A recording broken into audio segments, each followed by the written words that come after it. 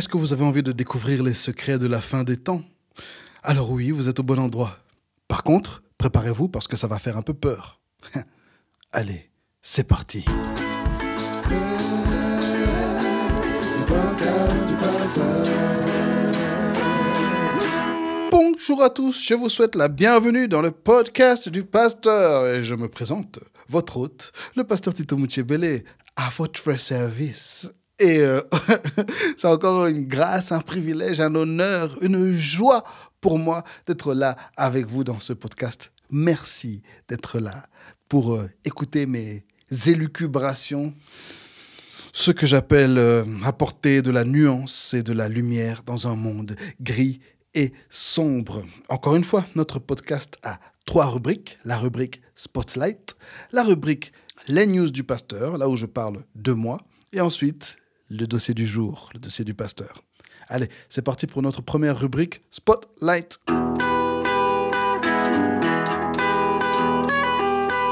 Alors, la rubrique Spotlight, c'est là où j'essaie d'apporter un peu de lumière sur un créateur, un influenceur, un youtubeur, un podcasteur, un blogueur. Et aujourd'hui, je vais apporter la lumière sur moi-même. Premièrement, parce que j'ai rien préparé. En regardant mes notes, j'ai réalisé que je n'avais pensé à personne. Deuxièmement, parce que personne ne me vient à l'esprit. Et puis, troisièmement, parce que vous savez que j'ai un EP, un extended play, un projet musical qui est sorti sur certaines plateformes. Si vous allez sur mon YouTube et vous tapez Tito Muchebele sur la terre comme au ciel, vous allez tomber dessus. Si vous allez sur SoundCloud, vous tapez Tito Muchebele, vous allez tomber sur mes chansons. C'est 4 chansons, 4 toutes petites chansons, mais que j'aime vraiment beaucoup. Et ça s'appelle Sur la terre comme au ciel parce que ça parle de la vie chrétienne et de la vie d'église en passant par les soucis de la terre et en montant jusqu'à la gloire céleste.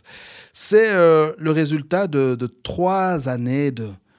3 années? Oui, vraiment, c'était 3 à 4 années de vie, d'épreuves, de leçons, d'exploration musicale aussi. J'aime vraiment, vraiment, vraiment ces morceaux. La qualité n'est pas super top parce que c'est des trucs où j'ai absolument tout fait moi-même. Mais je vous encourage à écouter. Notamment la chanson Le son du désert. C'est ma chanson la moins écoutée. Ah oui, j'essaie de faire sortir ce EP sur les plateformes de streaming, mais il me demande de taper les paroles et ça me saoule.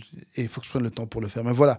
Mais entre-temps, oui, la chanson Le son du désert, ça c'est vraiment une chanson qui parle des leçons que j'ai appris du désert. D'ailleurs, c'est un jeu de mots. Le son du désert, le son du désert, mais aussi les leçons du désert. Voilà, parce qu'on essaye de faire des jeux de mots. Donc voilà, allez écouter mes morceaux. Ça ne me rapporte aucun argent, mais écoutez-les parce qu'ils sont bien. Et si vous m'aimez bien, écoutez un peu. Écoutez-les même une fois pour faire semblant. Oh. Mais ouais, et c'est sur mon YouTube, c'est sur mon SoundCloud. Et ouais, quand ce sera sur Spotify et tout, je vous dirai. Et bientôt, j'ai un nouveau morceau qui va sortir. Et je l'aime vraiment beaucoup aussi. D'ailleurs, une fois que j'ai fini d'enregistrer ce podcast, normalement, je vais bosser dessus. C'est la rubrique Spotlight. Et aujourd'hui, la lumière, c'est sur moi. Passons aux news du pasteur. Alors, la nouvelle du jour, c'est que je me suis mis à l'intelligence artificielle. ChatGPT est maintenant mon meilleur ami. Bon, c'est pas un ami. Et j'insiste sur le fait que c'est pas une personne. J'avais commencé à utiliser l'intelligence artificielle de Snapchat, mais lui et moi, en fait, dès que j'ai commencé, on s'est pris la tête. Parce que celui-là, il est programmé pour essayer genre, de devenir notre ami, et ça m'énerve. T'es pas une personne, et en plus t'es pas malin, et t'es un menteur, parce que je l'ai attrapé plusieurs fois en train de mentir, et je dis là, pourquoi tu mens? Non, je mens pas, je vous demande pardon. Je dis non, arrête de mentir, et on s'est embrouillé directement. Alors je suis passé au chat GPT-4, et ouais, c'est chouette. Écrire des emails. Oh là là là là là là. Je voulais que mes enfants soient acceptés dans une école. Alors je lui dis, écoute, écris-moi un email pour cette école en néerlandais. Tu lui dis que voilà, je sais qu'il n'y a pas de place, mais j'aimerais bien que mes enfants sont quand même inscrits. Oh, il m'a écrit une de ces belles lettres. Il exagère même parce qu'il va trop loin, il met trop de détails et tout. Mais non, des lettres pour des réservations, toutes sortes de courriers, parce que je déteste écrire des emails. Ça, en tout cas, super. Pour les recherches bibliques, c'est aussi intéressant. Je dirais même plus pour les recherches théologiques que pour les recherches bibliques. Parce que pour les recherches bibliques, on a des outils très puissants, très compétents, pas de problème. Mais pour les recherches théologiques, qu'est-ce que tel auteur a dit, qu'est-ce que ceci a dit, quelle est la pensée de tel courant théologique sur tel sujet, top notch, très fort. Mais c'est l'antichrist, on va en parler tout à l'heure. Voilà, donc j'essaie en fait de l'utiliser de manière créative. J'essaie vraiment de l'utiliser comme un assistant d'écriture plutôt que comme un substitut d'écriture. Je veux vraiment que ma créativité soit dans ce que je fais. Ah oui, là, je parle maintenant de mes aspects créatifs, pas dans les emails. Les emails, je m'en fous de la créativité. Mais voilà, par exemple, j'avais eu un rêve et je lui ai dit, OK, voilà mon rêve. En fait, c'est toute une histoire. Maintenant, écris-moi le premier chapitre. Là, il m'a écrit le premier chapitre. C'était un peu nul, donc il faut que j'aille plus en détail dans ce que je veux qu'il m'écrive, dans le ton, dans les personnages, dans ceci, dans cela. En fait, moi, je veux juste lui dire, voilà l'histoire que j'ai. Maintenant, écris cette histoire, en fait. Écris les phrases, écris ceci, cela. Moi, peut-être, je rajouterai l'humour, etc. Mais je veux l'utiliser vraiment comme un assistant créatif plutôt que comme un substitut créatif. ChatGPT, l'Antéchrist. C'est tout pour les news du pasteur.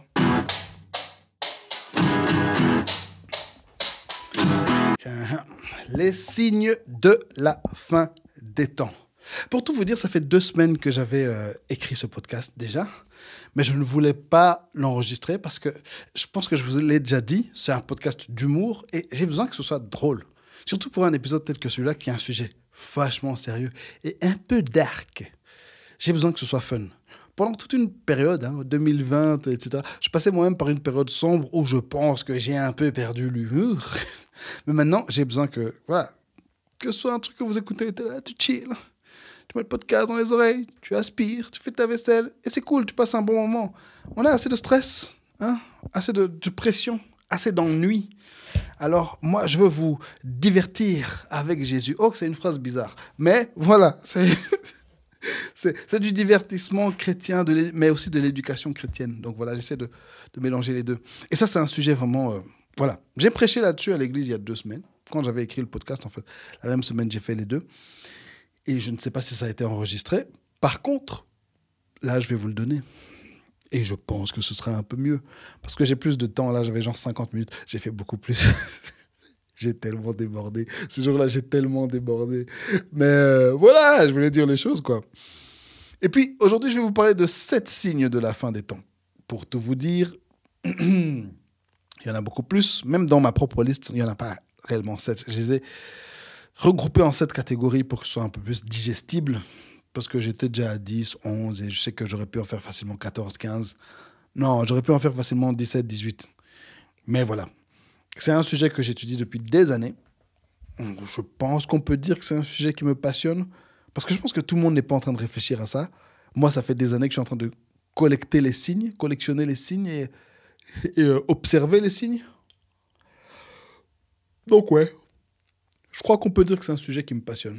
Et je pense que c'est un sujet qui devrait nous intéresser tous, en particulier nous, les élèves, les suiveurs, les imitateurs, les disciples de Jésus-Christ, le Messie, qui est venu et qui revient très bientôt. Alors, petite intro, je pense que ça, petite intro, je vous l'ai déjà dit, les prophéties bibliques. Oh là là, attendez. Je vais recommencer tout ce petit paragraphe là parce que non. Petite intro. Je vais vous parler des prophéties bibliques et j'aimerais vous dire là-dessus, alors que je pense que je vous l'ai déjà dit dans des podcasts précédents, les prophéties bibliques, elles s'accomplissent une première fois et puis elles vont s'accomplir souvent, encore et encore et encore, jusqu'à leur accomplissement parfait. Comment on peut savoir que ce n'est pas leur accomplissement parfait ? Parce qu'en général, le premier ou les premiers accomplissements n'accomplissent pas tout de la prophétie, n'accomplissent pas tous les détails de la prophétie. Par exemple, Moïse, avant de partir, nous dit « Je vous laisserai un serviteur comme moi. Écoutez-le dans tout ce qu'il vous dira. Il vous conduira, écoutez-le. D'accord ? D'accord, ouais. » Alors, il meurt et Dieu nomme Josué comme successeur de Moïse. Josué, qui en hébreu se dit Yehoshua, ça veut dire Dieu sauve. All right. Le truc, c'est que Josué n'est pas un serviteur comme Moïse. Littéralement, c'est Dieu qui le dit à Myriam et à Aaron. Il leur dit, si je suscitais parmi vous un prophète, il allait peut-être m'entendre par des rêves ou par des visions. Mais Moïse, non, je lui parlais directement. Et il n'y en aura plus comme ça. Donc on sait que Moïse dit, oui, il y aura un serviteur comme moi, Josué n'est pas un serviteur comme Moïse, parce que lui, il n'entend pas la voix de Dieu directement. Jusqu'à l'avènement d'un deuxième Josué, un deuxième Yehoshua, qu'en français on a traduit par Jésus, qui est ce serviteur comme Moïse, qui parle à Dieu directement. Hébreu insiste même pour nous dire qu'il est un serviteur supérieur à Moïse. Moïse est comme un serviteur de la maison et Jésus est la maison lui-même, il est le maître de la maison elle-même. Donc, cette prophétie sur le serviteur comme Moïse qui allait arriver, elle s'accomplit totalement en Jésus-Christ. Et pas mal de prophéties vont dans ce sens-là. Par exemple, la prophétie d'Ézéchiel sur le dernier temple. Ézéchiel, on va dire à partir des chapitres 35, il voit un nouveau temple. Je pense à partir du chapitre 30. Il voit un nouveau temple, une nouvelle maison qui va être construite, avec des dimensions très précises et avec la vie qui va couler de ce temple et la présence du Seigneur qui va remplir ce temple. Ok. Ézéchiel, c'est quoi? C'est pendant l'exil. Ok. Israël revient en terre d'Israël, en Canaan, avec Néhémie, Esdras, etc. Ils rebâtissent le temple. Ok. Est-ce que c'est le temple d'Ézéchiel? Non. Est-ce qu'on nous décrit encore une scène comme à l'époque de Salomon où la présence de Dieu est entrée dans le temple? Nope. Des siècles plus tard, Hérode le Grand reconstruit un nouveau temple magnifique. Apparemment, il était vraiment magnifique. Ok. Est-ce que c'est le temple d'Ézéchiel? Nope. Est-ce que la présence de Dieu s'est manifestée encore comme à l'époque de Salomon? Pas que je sache. Donc, la prophétie s'est réalisée une première fois. Donc, à l'époque d'Ézéchiel, c'était pour dire à Israël, vous allez revenir dans votre pays, vous allez revenir à Jérusalem, il y aura un nouveau temple. Ils l'ont fait. Mais nous savons qu'il y a encore un temple qui doit arriver. Jésus a même dit, détruisez ce temple et je le rebâtirai en 3 jours. Donc Jésus lui-même a annoncé que je vais reconstruire un nouveau temple. On en reviendra plus tard par rapport à ça. Donc, maintenant, on va aller sur nos 7 signes. Le premier signe, c'est la venue de Jésus-Christ. C'est tout bête, hein? Parce qu'il y a des signes qui sont déjà accomplis et d'autres qui vont arriver. La venue de Jésus-Christ. Jésus, c'est le descendant de Ève qui avait été prophétisé dans Genèse chapitre 3, la descendance de Ève qui va écraser la tête du serpent. Jésus, c'est le fils d'Abraham. C'est cette descendance d'Abraham par laquelle toute la terre sera bénie. C'est Jésus. Jésus, c'est le fils de David. Le fils de David qui devait siéger sur le trône à jamais. C'est pas Salomon, c'est Jésus. Et le fait qu'il soit arrivé, Dieu sous forme d'homme soit arrivé sur la terre, comme David a dit lui-même, je crois que c'est dans le psaume 110, mon Seigneur a dit à mon Seigneur, assieds-toi à ma droite jusqu'à ce que je fasse de tes ennemis mon marchepied. Ça, c'est Jésus qui est monté au ciel, qui s'est assis à la droite de Dieu, jusqu'à son retour où il viendra en vainqueur, triomphateur. Le fait que Jésus soit venu et que Jésus va venir, c'est un accomplissement des prophéties de la fin des temps. Donc là, en fait, il faut savoir que à partir du moment où Jésus est venu sur terre, l'horloge a commencé à tourner. À partir de la naissance miraculeuse de Jésus, qui est un accomplissement, encore une fois, des prophéties de toute la parole de Dieu. Toute la parole de Dieu parle de Jésus. Hein. Mais la Vierge tombera enceinte. Ça, c'est Michée. Hein. Et toi, Bethléem, terre de Juda, ça c'est... comment il s'appelle? C'est Ésaïe. Hein? Michée ou Malachi? C'est Malachi, pas Michée. Malachi. C'est Ésaïe. Donc, c'était des choses qui avaient déjà été annoncées. Donc, nous, on vit dans une période où on sait déjà que l'horloge de la fin des temps est en train de tourner. Et Jésus nous l'a annoncé aussi lui-même. Hein, il va revenir. Il est venu une première fois en agneau. Il va revenir la dernière fois comme un lion pour régner sur la terre à jamais. Pendant 1000 ans. Enfin, bon, on ne va pas rentrer dans les détails. La deuxième prophétie qui est déjà accomplie et qui devrait nous sonner, plus nous secouer, c'est le déversement de l'esprit. Le déversement de l'esprit sur tout le monde. Rappelez-vous, dans l'Ancienne Alliance, seuls 3 types de personnes avaient le Saint-Esprit. Premièrement, les rois. Deuxièmement, les prophètes. Et troisièmement, les prêtres. Pendant la période des juges, il y avait aussi les juges. Mais vraiment, il y avait 3 types d'hommes, 3 types de personnes qui avaient le Saint-Esprit. Le reste, c'est juste comme ça. Jusqu'à l'arrivée du prophète Joël, qui nous dit « Dans les derniers jours, je répandrai mon esprit sur toute chair. Vos fils et vos filles prophétiseront, vos jeunes gens auront des visions et vos vieillards auront des songes. Et ça, mes très chers amis, ça a été accompli à la Pentecôte. C'est là où le Saint-Esprit est descendu et il a touché tout le monde. Donc ça, c'est une prophétie qui est déjà accomplie.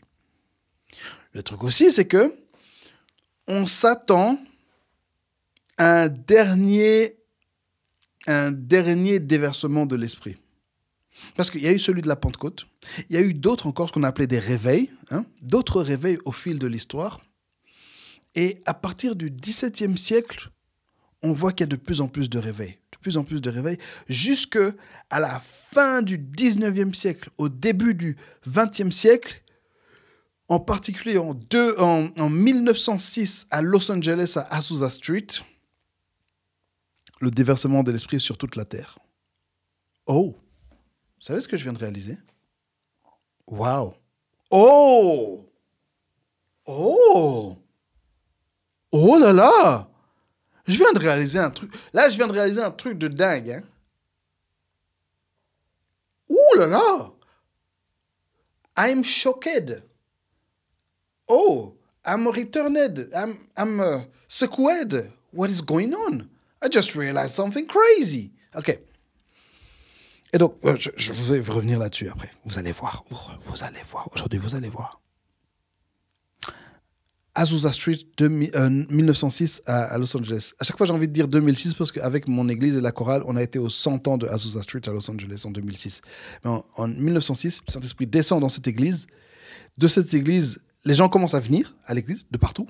Et puis maintenant, cette église commence à envoyer des gens partout. Et c'est là le début du mouvement pentecôtiste, du mouvement charismatique qui a touché toute la terre, tous les pays et toutes les dénominations. Parce qu'il y a des gens aujourd'hui, ils s'appellent baptistes, ils s'appellent catholiques, mais ils sont charismatiques. Ils croient dans les dons spirituels, ils croient que le Saint-Esprit est en chaque individu et agit puissamment encore encore aujourd'hui. Et là, on s'attend à un dernier réveil.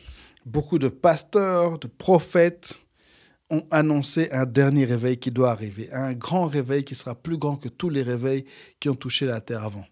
Personnellement, j'y crois très fort. C'est quelque chose que je ressens très fort. Vous voyez quand Romains 8 nous parle que la création attend la révélation des fils de Dieu, je sens très fort le soupir de la création qui attend quelque chose de puissant pour la libérer. C'est vrai qu'elle attend Jésus, mais elle attend aussi vous voyez, c'est pas seulement le Fils de Dieu, c'est les fils de Dieu. La création, le monde entier attend que les enfants de Dieu soient remplis de l'Esprit pour faire quelque chose. En fait, il y a une libération de l'Esprit qui doit se passer. Et donc là, on attend. Et beaucoup pensent que c'est pour bientôt. Voilà. Troisième signe, c'est l'Antichrist.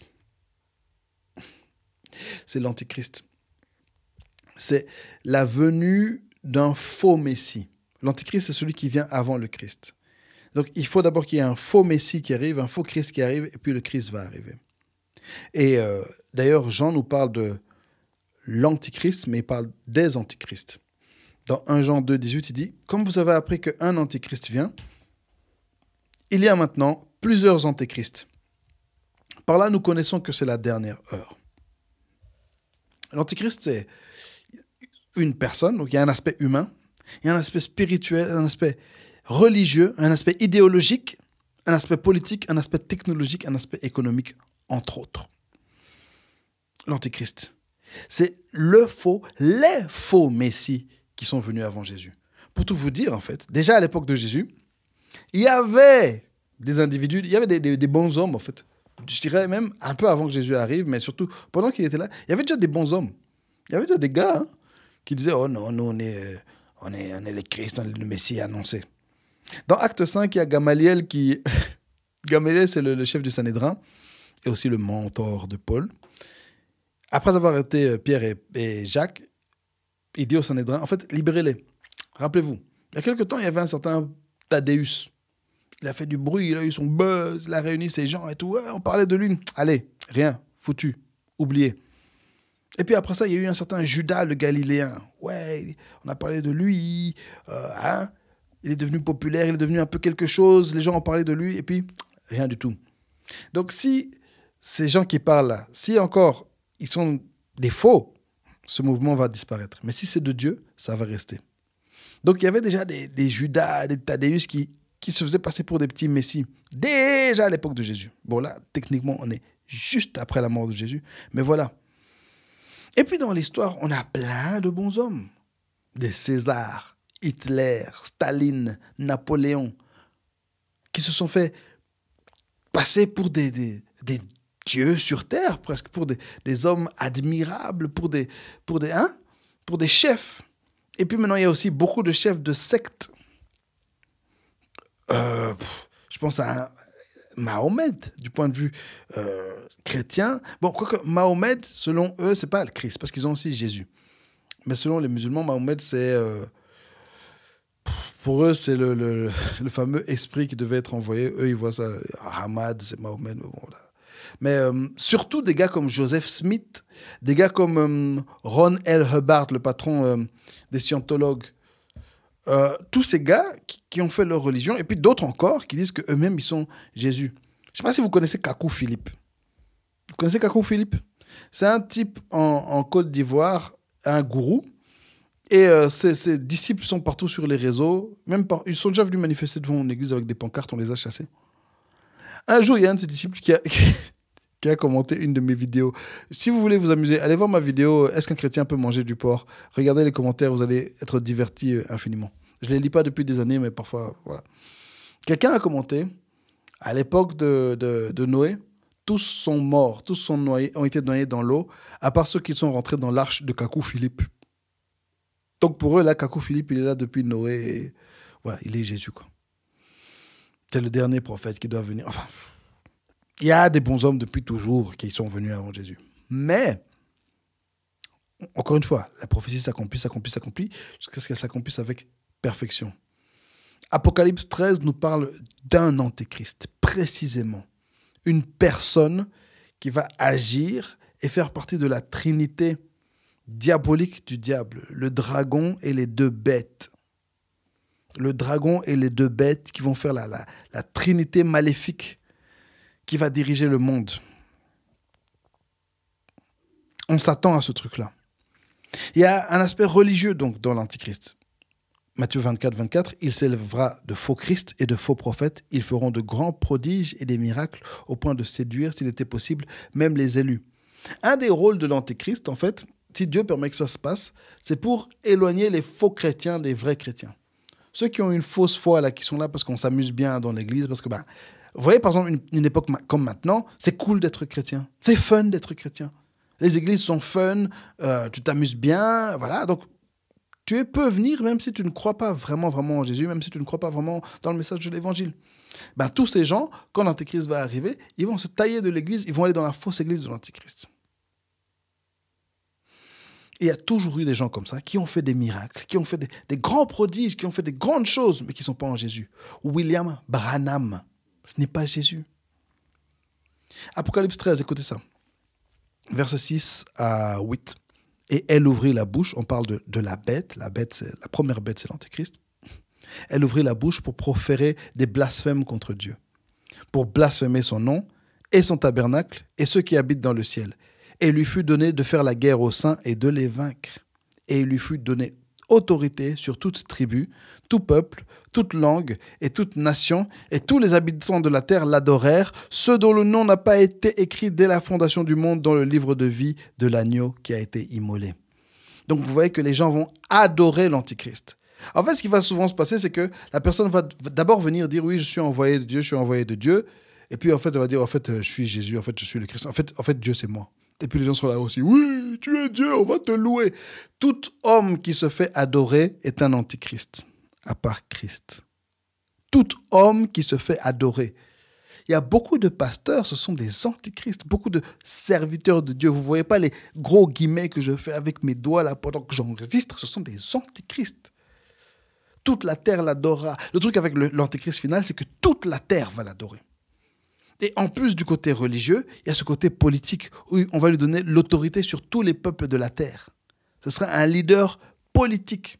D'ailleurs, ce sera le leader du monde, du gouvernement mondial. À ce moment-là, il y aura un gouvernement mondial. Et c'est pour ça que, quand vous voyez que il y a la Société des Nations, hein? Société des Nations qui est créée, je crois, en 1926, l'ancêtre de l'ONU. Et puis vous voyez que les Nations Unies sont créées en 1945. Et on voit que toutes les nations sont en train de former une grande organisation. Première fois dans l'humanité. Hein? Première fois dans l'humanité.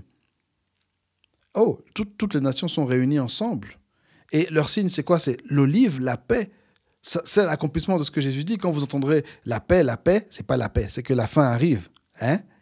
Donc, l'établissement des Nations Unies, c'est un signe de la venue de l'Antéchrist. Encore une fois, c'est un avant-goût. Les Nations Unies ne sont pas l'Antéchrist. Même chose quand on voit l'Union européenne se créer, dès les nations de l'ancien empire romain qui se rassemblent, ça fait peur. Mais ce n'est pas encore l'Antéchrist. Mais il arrive. Il arrive. Préparez-vous. L'Antéchrist, c'est aussi quelque chose d'idéologique et de spirituel. 2 Thessaloniciens, chapitre 2, versets 9 à 11. Vous voyez que là, l'Antéchrist, c'est un thème, mais en réalité, c'est plusieurs signes. 2 Thessaloniciens 2, 9, 11. L'apparition de cet impie, l'impie encore c'est un synonyme de l'Antichrist, se fera par la puissance de Satan, avec toutes sortes de miracles, de signes et de prodiges mensongers. Le mensonge, c'est une des choses qui permet d'attraper les antichrists. Tu ne peux pas venir dire tu es Christ ou bien que tu es de Christ et puis tu mens. Tu nous mens, tu es un menteur. Tu viens, ce qui sort de ta bouche, c'est un mensonge. Tu nous mens. Antichrist. Prodige mensonger, et avec toutes les séductions de l'iniquité, pour que ceux qui périssent parce qu'ils n'ont pas reçu l'amour de la vérité pour être sauvés. Encore une fois, ceux qui n'ont pas reçu l'amour de la vérité, ceux qui n'aiment pas la vérité, là, ceux qui sont là juste pour être mentis, pour être divertis, eux, ils vont suivre. Ils vont être perdus. Aussi, Dieu leur envoie une puissance d'égarement pour qu'ils croient aux mensonges. Oh, ça, c'est un aspect de l'Antichrist. Il y a un aspect idéologique. OK, on croit au mensonge. Oui, un homme peut devenir une femme. Oh non, c'est bête. En fait, c'est bête de croire ça. C'est bête de croire qu'un homme peut devenir une femme. Et en plus, c'est tellement un mensonge, toute cette idéologie progressiste qui se passe pour l'instant, c'est que certains, des gens de la gauche, et ils disent avec raison, vous les progressistes, hein? Certaines personnes de la droite plutôt, je veux dire. Vous les progressistes, vous dites, OK, un homme peut devenir une femme. OK, mais cette nouvelle femme-là ne peut ni faire des enfants par accouchement, ni par... je ne sais pas comment on peut appeler ça, par tchoup, voilà. Donc, ces personnes-là ne vont pas avoir d'enfants. Oh non, l'homosexualité, c'est bien. OK, cool, d'accord. Donc, 2 hommes peuvent se marier. OK, mais donc ça veut dire qu'ils ne peuvent pas produire d'enfants. Oh, quoi? Oui, avortement. OK. OK, vous voulez qu'on tue les bébés? D'accord, tuons les bébés. Donc, ça veut dire que vous ne voulez pas avoir d'enfants. Donc, ça veut dire que vous-même, votre idéologie va apporter votre propre fin. Parce que dans 2 générations, vous n'existerez plus parce que vous avez décidé que tout ce qui est bon pour reproduire la vie est mauvais. C'est pour ça que je parle d'idéologie mensongère. Mais maintenant, revenons sur l'esprit d'égarement. C'est que Dieu envoie cet esprit d'égarement. C'est Dieu qui permet que les gens rentrent du n'importe quoi parce qu'ils veulent le n'importe quoi. Hein? Plusieurs fois dans la parole de Dieu, ce qui se passe, c'est que quand vous voulez du n'importe quoi, c'est Romains 1 et 2 qui nous expliquent ça notamment. Vous voulez faire du n'importe quoi? Alors Dieu envoie un esprit, allez faire. Vous voulez faire de n'importe quoi? Faites encore plus de n'importe quoi. Romains nous parle du fait qu'ils ont abandonné l'usage naturel de leurs femmes et de leur corps pour s'adonner les uns aux autres. Déjà, il y a 2000 ans, c'était ça. Vous voulez faire vos histoires. Faites. C'est ce que Dieu dit, en fait. Et par rapport à l'esprit d'égarement, 2 Timothée, chapitre 3, verset 1, est très important. C'est Paul qui explique à Timothée comment seront les chrétiens de la fin des temps. Et il ne parle pas des païens, il parle des chrétiens, des, entre guillemets encore, enfants de Dieu. Et il y a 2 mots sur lesquels j'aimerais m'arrêter particulièrement. Écoutez ça. 2 Timothée, chapitre 3, verset 1 à 3. Sache que dans les derniers jours, il y aura des temps difficiles. Car les hommes seront égoïstes, amis de l'argent, fanfarons, hautains, blasphémateurs, rebelles à leurs parents, ingrats, irreligieux, insensibles, déloyaux, calomniateurs, intempérants, cruels, ennemis des gens de bien, etc., etc. Là, je viens de décrire 3/4 de Instagram. Hein? Là, je viens de décrire la moitié de TikTok, les 9/10 de Snapchat. Mais il y a deux mots sur lesquels je voulais m'arrêter. Le premier, c'est insensible. On dit que les gens de la fin des temps seront insensibles. Le mot grec, c'est astorgoi. Astorgoi. Stergo. Le stergo, c'est l'affection naturelle envers sa famille, envers son peuple et envers ses proches. C'est une affection naturelle, donc c'est un truc que tout être humain a. En fait, même les animaux ont ce stergo qui font qu'ils vont s'occuper de leurs petits, ils vont s'occuper de leurs enfants, ils vont s'occuper de leurs vieux, ils vont s'occuper de leur meute. Le A devant stergo, qui fait que le mot devient astorgoi, le A, c'est le alpha privatif, qui fait que le mot veut dire le contraire. C'est que les chrétiens de la fin des temps, les humains de la fin des temps, même cette affection naturelle que tu as envers tes propres gens, tu ne l'auras pas. C'est pour ça que vous voyez que les humains se retournent contre les humains. C'est pour ça que vous voyez que les gens se retournent contre leur famille. « Oh, ma famille toxique, je ne vais pas les inviter à mon mariage. Je ne vais plus leur parler. Amis toxiques, mes parents toxiques. Ouais, l'éducation dans laquelle j'ai été. Mes traumas d'enfance parce qu'on m'a forcé à aller à l'église. Ne forcez pas vos enfants à manger ceux qui ne veulent pas manger. Ça les traumatise. » Il y a des gens qui ont des vrais traumas et puis il y a des gens, vous blaguez. Vous nous blaguez. Tu es là, tu nous blagues. Tu parles trauma, tu nous blagues. Tu es menteur, tu mens. Tu mens. Ces personnes-là sont inférieures à des animaux parce que même les animaux ont le stergo, l'affection naturelle envers leurs proches. Mais l'esprit d'égarement envoie la génération actuelle dans une direction qui est contre nature et qui est absurde. Le deuxième mot, déloyaux. Le mot grec, c'est aspondoi. Aspondoi. Encore une fois, spondé, ça signifie une libation. Une libation, c'est un sacrifice de boisson, en général ce sera du vin, qu'on va faire à une divinité pour calmer sa colère. Tu vas renverser du vin sur un autel pour calmer ton Dieu qui s'est fâché. Le spondé. Aspondoi, encore une fois, alpha privatif, qui rend le mot contraire, ce sont des personnes qu'il est impossible d'apaiser. Tu peux leur proposer le verre de l'amitié, ils ne veulent pas l'amitié. Tu les as offensés, tu dis, écoute, franchement, pardon. Non, ils ne veulent pas. Parce que, I find everything offensive. It's offensive how you talk to me. Vous voyez les gens qui trouvent tout offensive. I think it's offensive. Ce que tu as dit, c'est offensive. Ils cherchent l'offense, ils ne veulent pas la paix. Je regardais un jour une vidéo. Désolé, j'aime trop cette vidéo, ça me fait rire. Franchement, c'est un papa mexicain comme ça qui travaille dans un fast-food. Il est là dehors et il est filmé par un gars, un trans. Je ne sais pas si on dit homme trans, femme trans, un homme en tout cas qui veut devenir femme, mais qui échoue lamentablement. Certains sont en train de réussir petit à petit, assez bien, hein, assez bien. Petit à petit, ça va devenir. Et personnellement, je pense même que d'ici 50 ans, je pense que des hommes pourront devenir des femmes avec tous les attributs des femmes. Je pense bien.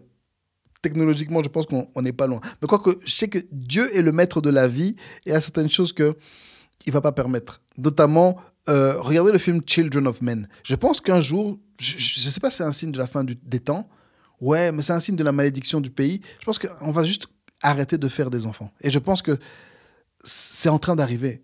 Covid a entraîné un mouvement de fausses couches et de fausses couches. Et Dieu est en train de retirer notre droit de nous procréer. Mais soit, je m'éloigne. Donc, dans cette vidéo, il y a un petit papa mexicain qui est là, il travaille à son fast-food. Et puis, il y a cet individu trans qui avait fait une commande par téléphone. Et sur sa carte crédit, il écrit genre Fred Johnson. Et puis, il vient. Et puis, voilà, le papa lui dit, voilà, votre commande et tout. Mais je pensais que... Est-ce qu'il lui dit même, je pensais que vous étiez une femme, un homme? Non, ah oui, parce que le papa a dit, est-ce que c'est vraiment vous? Moi, je vois Fred Johnson, mais c'est vous.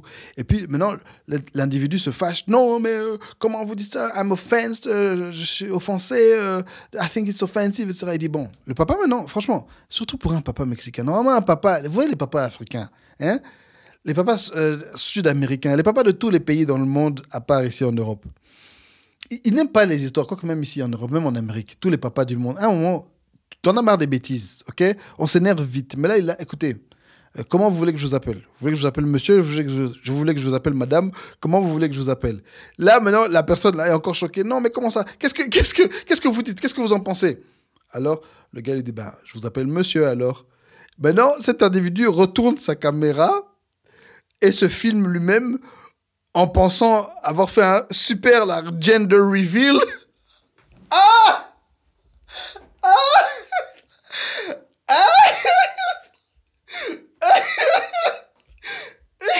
Et il pense qu'il a tout tué et il se montre lui-même en se disant genre ouais mais pour qui il se prend et il se montre lui-même et tu vois c'est juste un gars qui est maquillé et qui a une perruque, il ressemble à rien du tout, il a pas du tout l'air d'une femme, il est très vilain, il est très moche et il croit qu'il a tout tué et quand tu vois ça tu éclates de rire. Donc ce gars il est offensé, pourtant le papa lui disait simplement à un moment écoute, comment tu veux que je t'appelle? Dis-moi seulement comment je t'appelle et on règle l'histoire. Non! People want the smoke. Les gens veulent la fumée maintenant. Ils veulent le feu. Ils veulent voir couler ton sang. Il y avait un pasteur qui disait, un vieux pasteur belge qui disait à mon père, les chrétiens de Bruxelles, hein, si tu arrachais ton cœur, tu le déposais sur une assiette et tu lui disais, tu sais quoi? Tiens, voilà mon cœur, prends mon cœur. Ils allaient refuser. Ils allaient refuser parce qu'ils veulent pas ton cœur.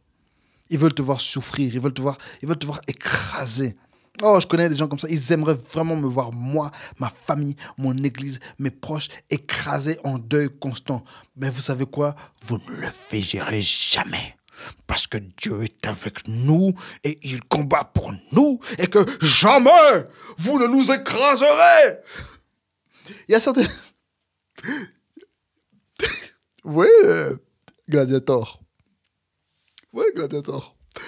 À un moment, il y a une scène où il se révèle à l'empereur, il enlève son masque et il dit à Maximus Decimus Meridius, commander of the... C'est quoi? Commander of the Northern Army, father of murdered children, husband of a murdered wife, faithful to the true emperor Marcus Aurelius, and I will have my revenge in this life or the next. Je vous avoue, je ne vais pas mentir, c'est la chair, hein, c'est pas bien ce que je dis, ce que je vais dire. Mais il y a des personnes... Alors moi, j'ai envie de leur dire, je suis Tito Muchebele Lukanda, du clan Bene Lunga, mari de Charlène, papa de Caleb et Evangelina, fidèle au véritable bishop Martin Muchebele. Et j'aurai ma vengeance dans cette vie ou la suivante. Mais non, on n'est pas dans ce délire-là. Mais il y a des gens qui méritent ça parce qu'ils exagèrent. Ils veulent trop vous voir mourir. Aspondoy, ils veulent pas la paix. Il y a des gens, t'es là, toi, dans ton coin, toi, t'es en train de faire des histoires. Loin, je te calcule pas. Laisse-moi tranquille. Un jour, à mon ancien boulot, il y a un papa marocain qui est arrivé. Il était un peu fou, un peu toxicomane et tout. Et puis, un collègue, il est venu, il a mis sa main sur son épaule et dit, écoute, viens, on va sortir. Le papa lui a dit, laisse-moi tranquille. Il a dit, il a vu, il m'a vu. Hein. Et puis, voilà, ça a été la bagarre. Il y a des gens, ils veulent pas te laisser tranquille. Esprit de l'antéchrist. Il y a un aspect technologique de l'antéchrist.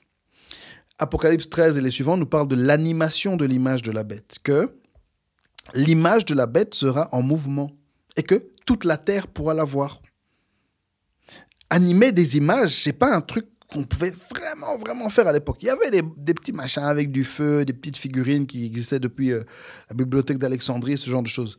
Mais vraiment, c'est maintenant, depuis l'apparition du film et du dessin animé, que vraiment on peut animer une image. Et maintenant, avec l'apparition de la 3D, on peut créer quelque chose qui n'existe pas de manière,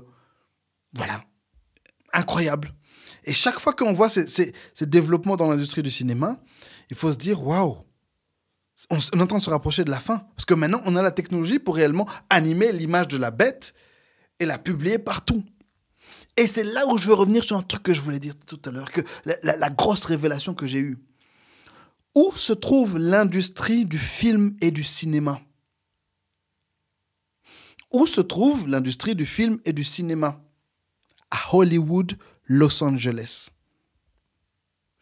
D'où est venu le dernier réveil qui a secoué la Terre? Los Angeles. Encore une fois, Dieu fait quelque chose et le diable doit essayer de l'imiter. Le diable doit essayer de contrecarrer ses plans et d'imiter ses plans. Normalement, Los Angeles, ça aurait dû être une ville connue comme le lieu du réveil. Mais à cause de Satan qui est ce copieur, qui est ce clown, qui est ce... Hein, à cause de lui, Hollywood est connu comme le lieu d'où vient l'image de la bête. C'est connu comme le lieu qui crée toutes sortes de choses voilà. Qui vont détruire l'humanité. En fait, je ne sais pas si vous réalisez que... Oh là là là là, je viens de lire un truc. Wow! Yo! This is like... Guys, this is for real, for real. Écoutez-moi bien. Le réveil de Azusa Street date de 1906 à Los Angeles. Vous savez de quand date le premier film qui a été tourné à Los Angeles? 1908. Le Comte de Monte Cristo. Donc le réveil se passe et est en train de secouer la ville, il secoue la ville, il secoue la ville, il secoue la ville, il secoue le monde, il secoue le pays et tout ça. Et entre-temps, Satan est en train d'implanter son industrie maléfique dans la ville de Los Angeles. C'est pas un truc de ouf. C'est un truc de ouf, hein. Je sais pas si vous réalisez. Waouh. En fait, je vais arrêter le podcast là parce que je suis retourné. En fait, Satan est mauvais. On est en guerre, en fait, mes frères et sœurs. On est en guerre, pas contre des humains. Éphésiens chapitre 6 nous dit que vous n'avez pas à lutter contre la chair et le sang, mais contre les dominations, les principautés et les autorités dans les lieux célestes. Les esprits méchants, plutôt, dans les lieux célestes. Ces esprits de l'Antichrist qui sont en train de travailler par Hollywood. Disney, je te pointe du doigt. Netflix, j'accuse. Moi, par exemple, j'ai Prime Video. C'est le truc que j'ai parce que voilà, ma femme a pris Amazon Prime et on a pris Prime, et donc on a Prime Video. Et j'essaie de regarder des films et des séries, mais je vous assure que tout est diabolique. Même les dessins animés pour enfants, il n'y a presque pas de trucs normaux sur Prime Video parce que tous les trucs qu'ils produisent, c'est toujours des trucs sombres. Oui, une femme est hantée par l'esprit de... Un jour, j'avais essayé de regarder un manga, ça a bien commencé, et puis j'ai commencé à voir petit à petit des trucs genre... En fait, ils ont des croix retournées, ils utilisent des symboles religieux chrétiens, mais de manière détournée pour faire le mal. Oh non! Hollywood! Et pourtant, c'est de là que vient le dernier réveil.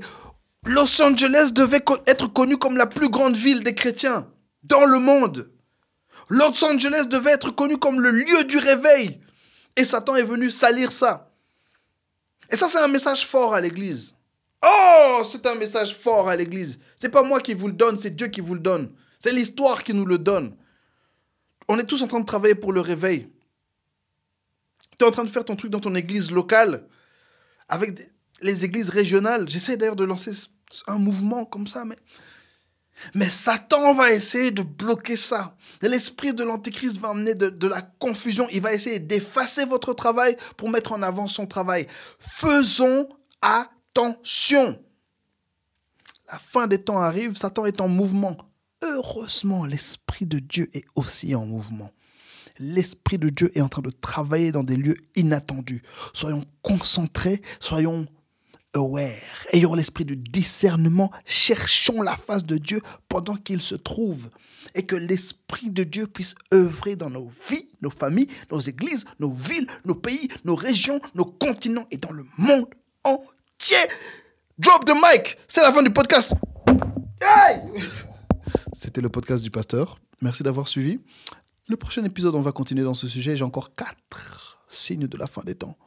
N'oubliez pas de liker, vous abonner, commenter sur iTunes, sur, je sais pas où vous lisez, sur Spotify, où vous écoutez le podcast. Mais voilà, c'est pour vous, c'est la famille. Sur YouTube, je lis vos commentaires, j'essaie de répondre autant que possible. Il n'y a pas tellement de commentaires, mais ceux qui commentent chaque semaine, en tout cas, vous êtes trop ma famille. Vous vous connaissez, soyez trop bénis. Et oui, il y a aussi mon PayPal en description, si vous voulez m'envoyer un peu d'argent pour payer l'essence, pour payer les carburants. Comme ça, j'ai pu payer 2-3 sandwichs à mes enfants. Il y a mon fils qui me demande une deuxième toupie. Ça coûte 20 €. Comment je suis en train de vous demander de l'argent? Donnez-moi si vous pouvez. Franchement, si vous ne pouvez pas, écoutez, partagez, commentez.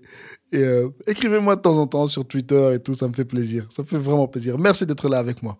Merci beaucoup. Soyez tous bénis. J'espère que ça vous a fait du bien. Allez, on se retrouve très bientôt. Bye. C'est